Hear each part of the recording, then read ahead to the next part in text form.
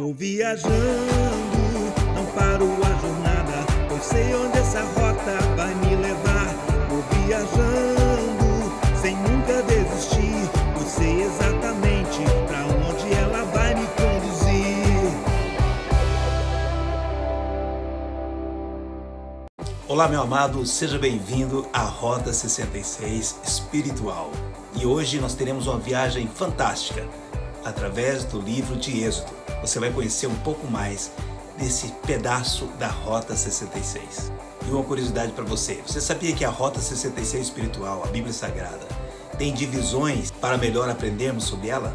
No Velho Testamento ela está dividida entre o Pentateuco, os 5 primeiros livros, depois os históricos, os poéticos e os proféticos, também divididos em profetas maiores e profetas menores. No próximo encontro eu digo como está dividido o Novo Testamento.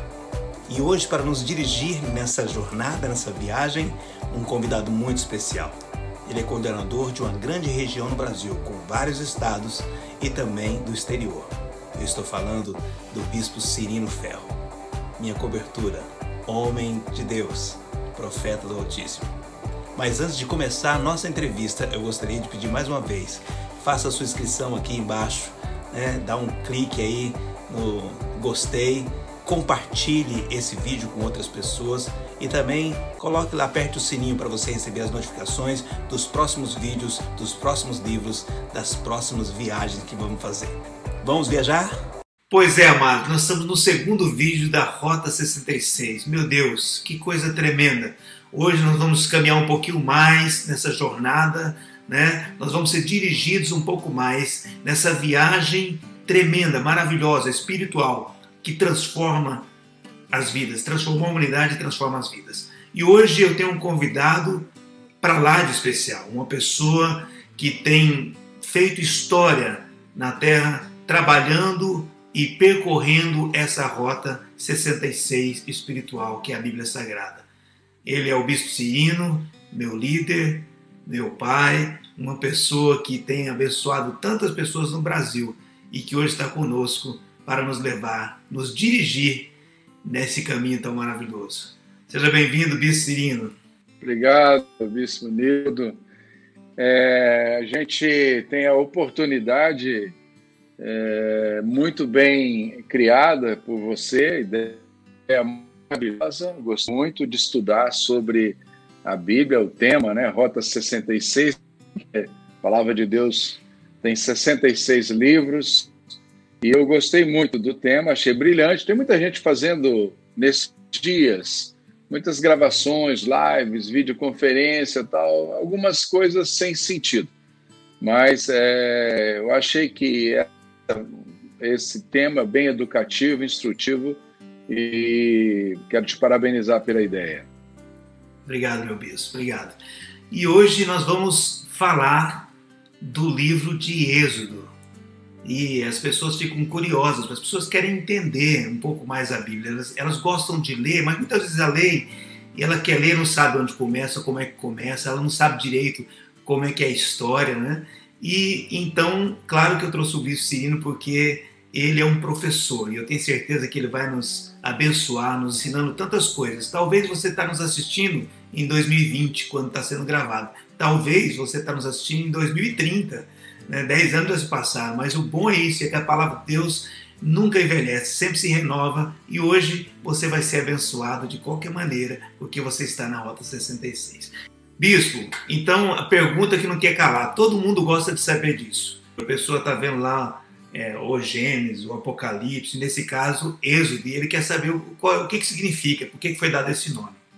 Então, o segundo livro da Bíblia, o segundo livro do Pentateuco, escrito por Moisés, e, na verdade ele foi passado de geração em geração, contado, um para o outro, até que foi de fato escrito, e que chegou até Moisés, e Moisés escreveu esse livro. Esse livro, Êxodo, fala... dos fatores muito ricos desse livro é exatamente a saída do povo de Deus da escravidão do Egito para a Terra Prometida. O Êxodo é a saída do Egito para a Terra Prometida. Por isso o nome do livro, né? Êxodo. Quer dizer, quando o povo deixa o Egito e vai para Canaã, a Terra Prometida que emana leite e mel. O segundo livro do Pentateuco, escrito por Moisés, um livro que... O primeiro livro é um livro que fala sobre uma família, sobre a criação. Gênesis também é riquíssimo, né? Mas o primeiro livro fala sobre uma família, a família de Abraão. O segundo livro da Bíblia fala sobre um povo, o povo de Abraão.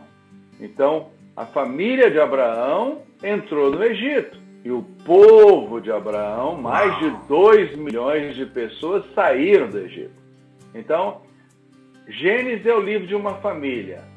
Êxodo é o livro de um povo. Eles terminam com 70 pessoas e, de repente, abre outro livro e já está em 2 milhões de pessoas, né, Bispo? 2 milhões de pessoas, aproximadamente, que deixaram o Egito debaixo de uma ordem expressa divina, com muitos sinais, em direção à Terra Prometida, passando pelo mar. Quer dizer, aí já começa a citar as grandezas desse livro de Êxodo. Você imagina, né? O livro de Êxodo começa com a instituição, por exemplo, da Páscoa.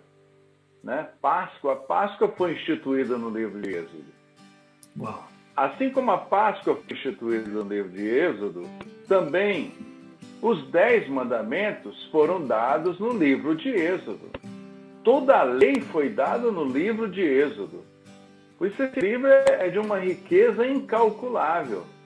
Né? A lei, a ordem de construir o tabernáculo está no livro de Êxodo, que Deus quer habitar no meio do povo. Né? O Mar Vermelho se abre no livro de Êxodo. As 10 pragas do Egito, né? E Deus sustenta o povo com o maná do céu. Então, assim, a rocha que fluía a água, tudo está no livro de Êxodo.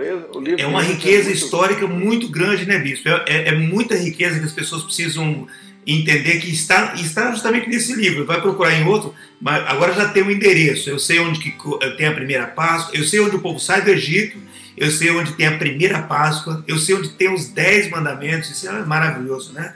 Eu sei onde foi falado para construir, né, o tabernáculo. Uau! E qual é o personagem, Bispo, central desse livro aí? Existe um personagem nesse livro que se destaca? Esse é o personagem central ou não? Como é que funciona? Acaba que o personagem central do livro de Êxodo é Moisés, né? Porque Gênesis... Moisés não aparece em Gênesis, apesar de ter escrito Gênesis, ele não aparece, mas ele aparece em Êxodo. Moisés é o principal personagem, não somente no livro de Êxodo, mas ele é o principal de todos os profetas do Velho Testamento para os judeus.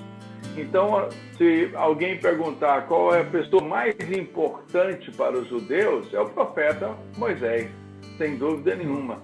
Ele, Abraão, foi muito importante para nós, até a gente cita muito ele como o pai da fé, né? E de fato tem lições riquíssimas, mas para os judeus e dentro do contexto da história judaica, o homem mais importante na religião deles é o profeta Moisés, sem dúvida nenhuma. E também porque Moisés, primeiro porque era o autor, não somente desse, mas do Pentateuco, né? Mas também, Bispo, porque Moisés, ele, de certa forma, ele é uma figura de Cristo também, né? Exatamente. Deus, quando fala que Moisés mesmo profetiza, né, que Deus iria levantar um profeta semelhante a ele, que iria obedecer a Deus em tudo.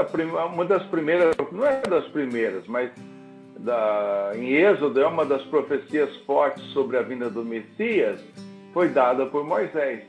Moisés falou isso claramente, que Deus ia levantar um profeta semelhante a ele, né? E isso é citado por Paulo, é citado por Jesus, também no Novo Testamento o cumprimento dessa palavra de Moisés. Moisés trouxe a lei. Moisés era um servo na casa, Jesus era o dono da casa, né? Essa é a grande diferença entre Moisés e Jesus. Moisés, como servo, foi fiel a Deus na casa. E Jesus, como dono da casa, também foi fiel ao Pai, dono da cabeça, ele como cabeça da igreja. As pessoas têm uma dúvida, eu não sei se o senhor poderia nos ajudar nisso, que é com relação àquela questão do parentesco mesmo de Moisés. Como é que funciona isso? Alguns dizem que ele deu de cara, tipo, como fosse um meio-irmão ou alguma coisa assim. Como é que os teólogos costumam ver essa questão do parentesco de Moisés com o faraó com o qual ele foi falar? Existia de fato esse parentesco? Como é que funciona isso? Não, parentesco consanguíneo nenhum. Sim. Ele foi criado como filho da filha de Faraó, né? Seria, no caso, um neto, né, de Faraó. Não sei como era a cultura naquela época, se era tratado como filho, mas Moisés era judeu, puro sangue, vamos dizer assim, né? Judeu puro sangue. Ele não tinha nada de sangue egípcio, nenhuma gota de sangue egípcio, mas foi criado 40 anos, educado dentro dos palácios do Egito, se transformou num homem de ciência, um homem muito culto, provavelmente um grande guerreiro, um grande soldado, e uma pessoa que logrou mercê junto a Faraó, que cresceu muito, né? Ele vivia dentro dos palácios e a Bíblia diz que ele foi educado em toda a ciência do Egito. Uau. Então, 40 anos. A vida de Moisés é dividida em 3 ciclos. O primeiro ciclo, de 40 anos, ele passou nos palácios do Egito. E ficou mais 40 anos no deserto. Imagina, 40 anos no Egito, agora 40 anos no deserto, ali onde ele foi formatado, ali onde ele foi treinado para aquilo que Deus tinha para ele nos próximos 40 anos. Depois de 40 anos, Deus aparece para Moisés na sarça.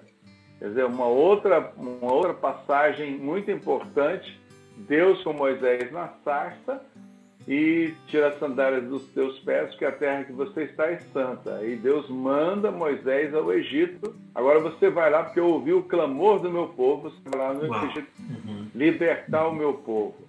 Que Deus havia prometido para Abraão que o povo ia ficar na escravidão 400 anos. E aquele tempo tinha se cumprido. José já tinha sido esquecido, o povo está sendo muito maltratado. Então Moisés volta ao Egito. E volta ao Egito, provavelmente era outro faraó, né, que substituiu ao faraó que era avô dele, e ele então chega lá pedindo, em nome de Jeová, deixa meu povo sair.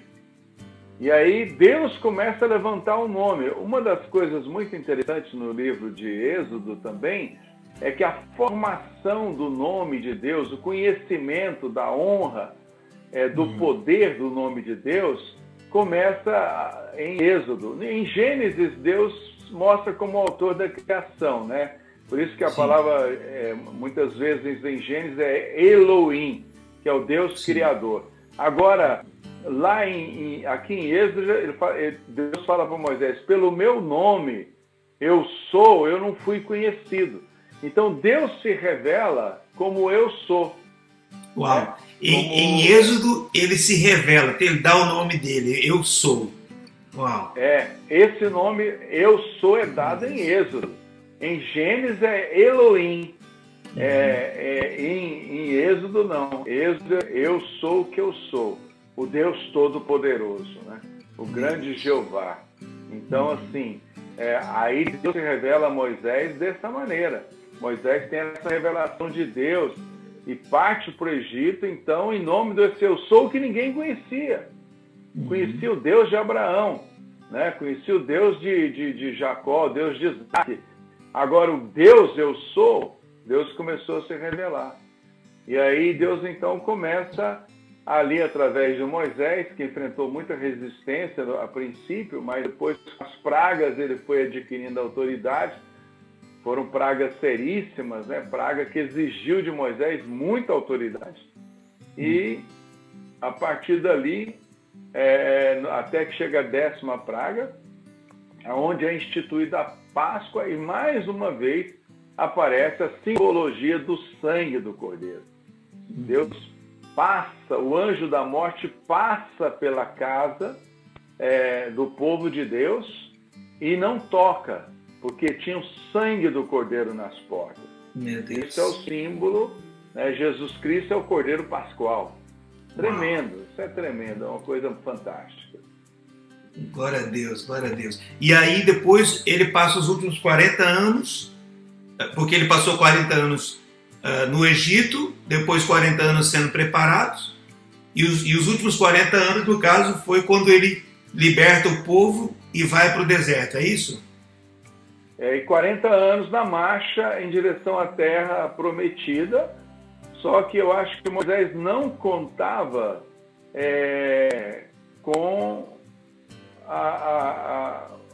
o tipo de povo que ele tinha tirado do Egito, né? Aquele povo ficou 400 anos no Egito, apesar de ser parente dele, o povo de Abraão, o povo que Deus escolheu, o único povo que Deus escolheu para levar a terra, dar uma terra e ser o seu Deus, e o povo ser seu povo, ele habitaria no meio dele, era um povo que, com raras exceções, que tinha um coração muito duro, um coração desobediente, um povo rebelde. E Moisés acabou passando os seus 40 anos no deserto, ajudando aquele povo ali no deserto, pastoreando aquele povo no deserto, guiando aquele povo no deserto, a tal ponto que quando chegou nos portais de Canaã, num lugar chamado Cades Barneia, o povo não entrou porque o povo ali naquele lugar duvidou do poder de Deus. Foi o tempo que Moisés mandou então os espias espiarem a terra, e o povo inflamou, os espias inflamaram o coração do povo, levou o povo a ficar questionando a Deus, duvidando de Deus. E muitos morreram no deserto. Aliás, toda aquela geração acima de 20 anos, diz a palavra que eles morreram prostrados no deserto. Imagina. Se prostraram no deserto. Deus teve que renovar uma geração. Toda uma geração. A geração que era abaixo de 20 anos foi a geração que entrou. A geração acima de 20 anos, com exceção de Josué e Caleb, toda aquela geração morreu prostrada no deserto. Milhões de pessoas. Uma hora morto pelas serpentes abrasadoras, uma hora porque a terra abriu e engoliu outro povo, outra hora porque Deus se indignou com o povo, porque o povo estava adorando bezerro de ouro. Enfim, várias situações onde o povo foi perecendo no deserto, porque a palavra, diz Hebreus, a palavra que eles ouviram não lhes adiantou nada porque não creram nela. É uma lição para nós também. Né? Aquela lição da semente, né? A semente é preciosa, santa, e a semente é boa, mas o solo não era bom, né, bispo? Exatamente. A palavra de Deus é a semente. A semente, ela está sujeita à terra. Ela está sujeita à terra. Se a terra não acolhe a semente, ela não produz fruto. E foi o que aconteceu com esse povo. Esse povo não recebeu a semente, né? Então morreu todo mundo prostrado no deserto. Então eu vejo assim, a lição do deserto é uma lição dura de 40 anos, que é o tempo da provação. 40 anos é tempo de provação. Em vários lugares falam, nós estamos agora na quarentena, né? Se alguém vai nos assistir anos na frente, como você está dizendo aí, tem que lembrar que em 2020 nós passamos pela quarentena do coronavírus. A Terra foi marcada. A Terra foi marcada. E 40 sempre na Bíblia, ela tem esse significado de provação. Tem um significado de provação. Daniel fala sobre isso. Jesus ficou 40 dias no deserto, né? E várias pessoas também passaram por Elias, 40 dias e tal. E aqui o povo ficou 40 anos no deserto. 40 anos vivendo, comendo maná. Outra coisa que é interessante, o maná que caía do céu, que era uma camada, parecia assim, como vou dizer aqui, a figura de uma películazinha de massa de trigo bem fina, em que as pessoas comiam, só tinha essa comida, né? Era o maná. Então pegava de manhã para passar o dia, porque eles estavam acostumados no Egito com outra comida, né? Era até uma desintoxicação de Deus, né? Tem uma tentativa de desintoxicar o povo, né? Deus estava, exatamente. Imagina deserto, um lugar que o povo, para sobreviver ali, precisava de ter uma dieta, né? E o povo comia o maná que caía do céu. O povo só foi comer outra coisa quando entrou na Terra Prometida. Até a Terra Prometida, o povo comeu maná. Quando se rebeliou, Deus deu as cordonizes que caíram, eles comeram e acabou morrendo também, porque por causa da glutonaria, comeram tanto que a Bíblia diz que chegava a sair carne pelo nariz. Então, assim, era um povo desenfreado, um povo desordenado. E isso mostra como que Deus é um Deus paciente, né, Nildo? Como que Deus é um Deus misericordioso. Deus não desistiu desse povo. Deus insistiu, Deus deu mandamentos, Deus deu lei, Deus renovou a misericórdia, Deus corrigiu, Deus mostrou sinais para que esse povo se arrependesse e convertesse. E aí, mediante tudo isso aí, lá no deserto, Deus fala assim, olha, eu quero morar no meio de vocês. Vamos construir um tabernáculo conforme o modelo que eu vou dar para vocês. E hoje nós entendemos que cada peça do tabernáculo era uma figura, um simulacro daquilo que iria acontecer no Novo Testamento. Uhum. A gente vê o bronze, por exemplo, né, que é a figura, o metal, o bronze é a figura da justiça, do juízo de Deus sendo satisfeito.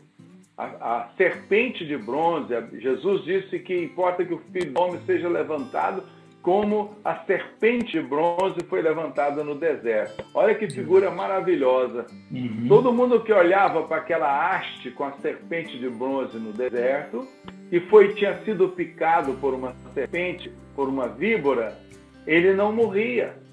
A cruz, aquela haste com a serpente de bronze, era Jesus na cruz, ou seja, o bronze simbolizando a justiça de Deus sendo satisfeita na morte de Jesus.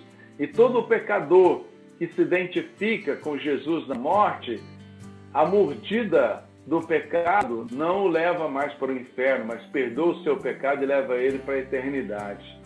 Então, outra figura importante, essa serpente de bronze levantada no deserto, que é a justiça, que fala o apóstolo Paulo em 2 Coríntios, que quando diz que aquele que não conheceu o pecado se fez pecado por nós, para que nele fôssemos feitos justiça de Deus. Você vê o tabernáculo com as 3 divisões, o átrio, o santo lugar e o santo dos santos. Quando Jesus morreu, inclusive, o véu que separava o santo lugar dos santos é rasgado, ou seja, naquela época, só o sacerdote podia entrar no Santos dos Santos uma vez por ano. Jesus, quando morreu, ele nos deu acesso agora pelo altar de bronze que estava lá no átrio. onde o cordeiro era sacrificado, novamente altar de bronze, justiça sendo feita, o sangue daquele cordeiro agora nos dá acesso ao Santo dos Santos, que o véu foi rasgado.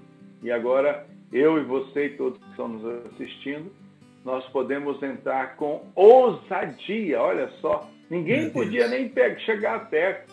Agora o sangue é tão poderoso que nos dá ousadia para entrar no lugar mais santo da presença de Deus. Meu Deus, que coisa tremenda. E bispo, as pessoas dizem que Jesus deu só 2 mandamentos e Moisés, Deus deu 10 mandamentos a ele. E elas não entendem muito isso. Como é que o senhor poderia explicar para as pessoas essa questão entre 2 mandamentos que Jesus deu e os 10 mandamentos que foi dado, no caso, a Moisés? Os 10 mandamentos são tão relevantes que influencia o mundo até hoje, né? Influencia: não matarás, não roubarás, não cobiçarás. São coisas assim que é a prática hoje da lei, né? A lei está muito em cima dos mandamentos de Moisés. Moisés foi um legislador. Ele estabeleceu os 10 mandamentos que pôs um povo em ordem. Um povo que não tinha ordem, que não tinha lei, não tinha nada. A lei veio porque uma nação não tem nação sem lei. Toda nação precisa de estatuto para ser nação. Israel era um povo desordenado. Quando vieram os 10 mandamentos, aí sim, faltava, para ser uma nação, você precisa ser um povo, ter uma terra e ter lei. Aí você completa uma nação. E o povo não tinha terra ainda, né? Teve depois.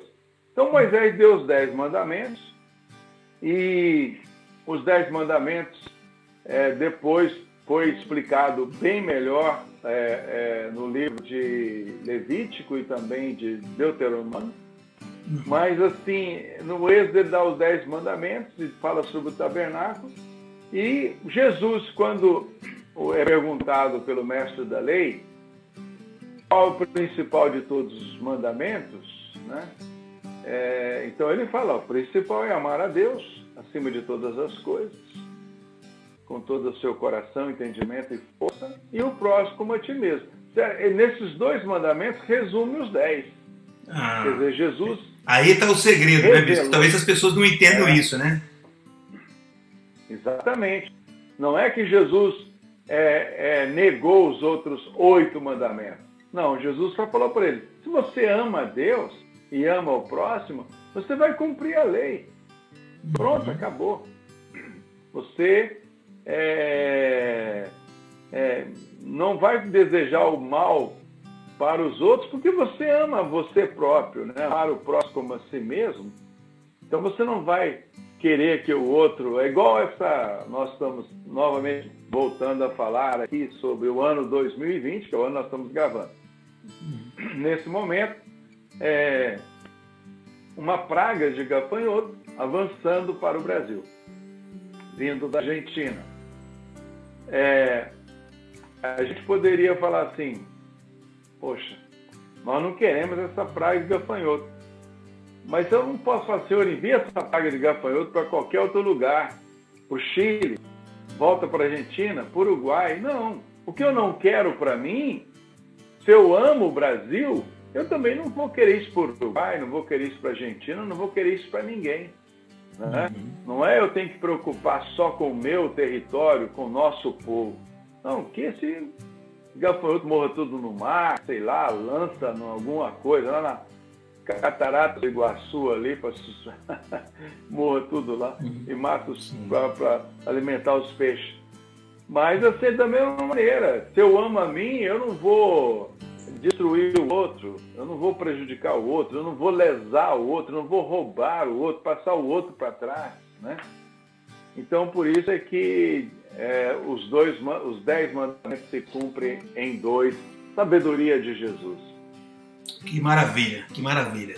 Meu bispo, eu gostaria muito, muito que o senhor trouxesse agora, eu vou abrir a tela, e eu gostaria muito que o senhor trouxesse uma mensagem diretamente, pode ser de fato algo que o senhor tem do Êxodo mesmo, enfim, mas assim como o senhor achar melhor, uma mensagem para essas pessoas que estão nos assistindo agora, né, que têm um interesse pela palavra de Deus, que justamente estão assistindo porque têm um interesse pela palavra de Deus, pela Rota 66 espiritual.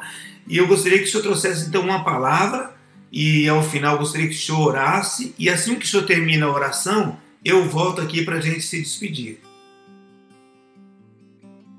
Então, minha gente, conforme nós estávamos falando, o livro de Êxodo é um livro muito rico e ele tem inúmeras figuras e lições para as nossas vidas. E dentre elas, nós temos em Êxodo 33 um episódio onde Moisés conversa com Deus, uma conversa muito séria, porque Deus estava indignado com o seu povo. Deus disse para Moisés: vai, sobe daqui, versículo 1, tu e o povo que tiraste da terra do Egito, para a terra a respeito a qual jurei a Abraão, a Isaque e a Jacó, dizendo: a tua descendência a darei. Veja só, primeiro Deus falou: Moisés, o povo que você tirou do Egito. E Moisés sabia muito bem que quem tinha tirado o povo do Egito era Deus, com uma promessa de dar uma terra. O que eu vejo aqui é que Deus, mesmo sem o povo merecer, Deus foi fiel em cumprir a sua palavra. Eu jurei, a terra que eu jurei a Abraão, a Isaque e a Jacó, eu vou dar a descendência, porque eu jurei, eu tenho palavra. Deus não mente. O que Deus prometeu, Deus cumpre. Deus é fiel para cumprir aquilo que ele prometeu. Mas Moisés, então, começa a falar com Deus. Deus, aliás, primeiro, ele fala assim: olha, vai, entra na terra que eu prometi. Eu estou te dando a terra, tá? A promessa, eu estou te dando a promessa da terra. Depois ele fala assim: enviarei o anjo adiante de ti, lançarei fora os cananeus, os amorreus, os heteus, os ferezeus, os heveus e os jebuseus. Sobe para uma terra que emana leite e mel. Mas aí Deus diz: eu não subirei, versículo 3, no meio de ti, porque és povo de dura cerviz, para que não te consuma eu no caminho. Moisés então tinha a promessa da terra. Promessa da terra. Deus estava entregando. Deus estava falando: sobe agora e entra na terra. Moisés tinha o anjo. Puxa, eu tenho uma promessa, uma palavra de Deus. Agora Deus está me enviando um anjo ainda para destruir os inimigos. Um anjo para abater meus inimigos. E Deus está me dando uma terra que emana leite e mel. Para muitos era motivo de dar glória a Deus. Puxa vida, uma palavra, um anjo, glória a Deus, não preciso de mais nada. O que mais eu preciso? Se eu já tenho a promessa e eu tenho o anjo. Moisés, porém, muito sábio, disse o seguinte: então Moisés disse: a tua presença não vai comigo, não nos faça subir desse lugar. Queridos, aqui está uma das orações mais lindas da palavra de Deus, que mostra o altruísmo no coração desse homem de Deus, desse profeta de Deus, que tirou mais de 2 milhões de pessoas que não conheciam a Deus, pessoas que não conheciam a palavra de Deus, que trabalhou com essas pessoas 40 anos no deserto para ensinar a palavra de Deus, para introduzi-los na terra, fazer desse povo uma nação santa, um povo de sacerdotal. E Moisés não aceitou ser o novo patriarca. Moisés não era patriarca. Patriarca na Bíblia, Abraão, Isaque e Jacó. Moisés era um profeta. Moisés não quis ser patriarca. Moisés não quis ser o cabeça de uma nação. Não. Parece até que Deus estava testando ele aqui. E ele falou, Deus, se a tua presença não vai, eu também não vou. Não nos faça subir deste lugar. Não vale a pena, Senhor. Nós não queremos subir deste lugar. Nós não queremos sair daqui sem o Senhor. É isso que é importante, queridos. É importante a promessa? É sim, e Deus é fiel para cumprir. É importante que um anjo esteja com a gente? Sim, o anjo destrói nossos inimigos. Mas também é importante que a presença de Deus caminhe conosco, esteja conosco até a promessa ser concretizada e permaneça conosco. Essa é uma lição maravilhosa que Deus nos ensina no livro de Êxodo. Continue nesta caminhada até a sua terra prometida. Amém. Bispo, eu queria que você fizesse uma oração. Vamos fazer uma oração. Abençoe esse povo aí com essa... Meu Deus, quanta riqueza que nós recebemos. Faz uma oração final aí, por favor. Meu Pai, Deus Todo-Poderoso, que quando criou o homem para ser uma família contigo, para andar na tua presença, para desfrutar da comunhão com o Senhor. Por isso, Senhor, nós estamos aqui hoje lendo estas palavras de Moisés, aprendendo com Moisés. Deus, o homem que amava a casa de Deus, a comunhão com Deus, a presença de Deus. E queremos orar por todos que estão nos assistindo agora, para que cada um também aprenda a armar a sua tenda do encontro marcado, fora dos problemas, da agitação do dia a dia, a ter comunhão contigo para buscar a tua paz. Senhor, é a nossa oração. Nós abençoamos os teus filhos agora, onde estiverem nos vendo, quando estiverem nos vendo. Que o Senhor possa estar com eles e dar a tua bênção a cada um, em nome de Jesus Cristo. Amém. Amém. Amém. Meu bispo, muito obrigado pela tua participação. Deus abençoe muito, muito, muito a tua vida. O Senhor é um grande referencial para todos nós. E eu tenho certeza que nós vamos continuar rondando, né? Continuar viajando. Estou vendo, inclusive, lá uma moto lá, né? Eu sei que você sou... Olha lá, uma Harley Davidson lá. Né? Sabe que... E olha aqui, ó. Olha aqui, ó. Olha aí, bicho. Olha aí, eu tô aguardando a minha aqui, hein? Você sabe que com certeza vai chegar pro senhor, viu? Tem que chegar aqui. Com certeza, tá bom? Ok, Nildo. Parabéns, abraço para a família. Continue fazendo, olha, essa live, essa série de estudos vai ter uma grande contribuição para a igreja, em nome de Jesus. Amém. Obrigado pela oportunidade de participar. Deus abençoe, Fica bispo. com Deus. Amém. Amém.